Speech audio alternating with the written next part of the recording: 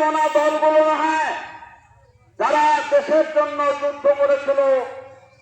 যারা আধিপত্যবাদের বিস্তার না ঘটুক, দেশপ্রেমিক মুক্তিযোদ্ধা দল বলি আমাদের এলডিপি, এই যে আমাদের সঙ্গে আমাদের জোটে এসে যুক্ত হয়েছে, যারা এখনো জাতিকে বিভক্ত করবার জন্য রাজাকার রাজাকার বলে আওড়াচ্ছে, আমি তাদেরকে হুঁশিয়ার করতে চাই, ওই বলবেন না, কারণ খেতাবপ্রাপ্ত মুক্তিযোদ্ধা আমাদের সঙ্গে জোট করেছে। সংগ্রামী বন্ধুগণ,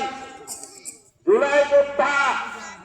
যারা একটি নির্বাচিত সরকারকে নামতে বাঁচতে যারা নির্বাচিত হয়েছিল, শুধু তাদেরকে পদত্যাগ করে বাধ্য হয়নি, দেশ থেকে পালাতে বাধ্য করেছে।